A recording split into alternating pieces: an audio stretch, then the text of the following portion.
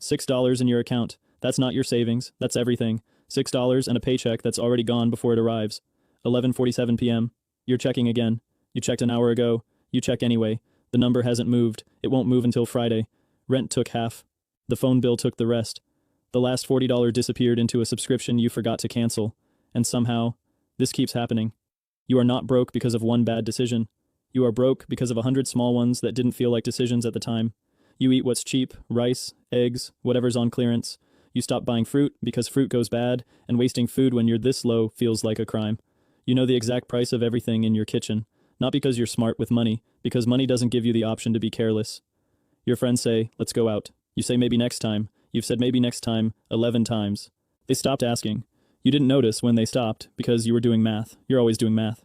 Standing in line at the gas station doing math. Lying in bed doing math. Brushing your teeth doing math. Not complicated math. Survival math. If I don't buy this, I can afford that.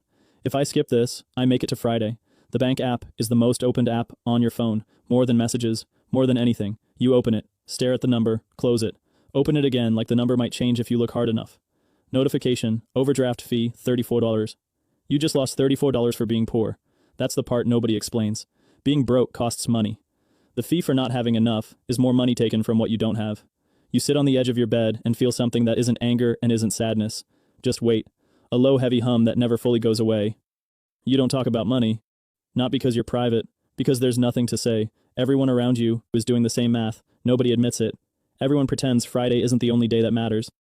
At zero, money isn't a tool. It isn't a goal. It's oxygen. You're either breathing or you're not.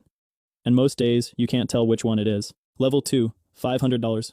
You're finally not negative. For the first time in months, the number on your screen doesn't tighten your chest. But $500 isn't safety, it's a pause. One flat tire, one urgent care visit, one broken phone screen, and you're back to zero. You know this because you've been here before. You've touched $500 3 times and lost it 3 times.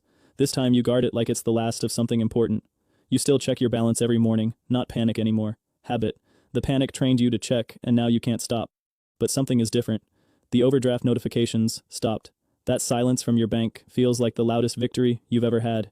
You buy groceries, and for the first time in months, you don't calculate the total before you reach the register. You just put things in the cart. Normal things. Things that aren't on clearance. You grab the name brand cereal. You stand there holding it for a second, like it means something. It does. Not because of cereal, because of what it represents. You can afford to stop calculating, even if it's just for one trip. You set a rule. Don't drop below $300. You break it in the second week. Car needed gas, laundry needed quarters, life needed its cut. You rebuild it by the end of the month. That cycle of losing and rebuilding becomes your first lesson in something you don't have a name for yet. Discipline.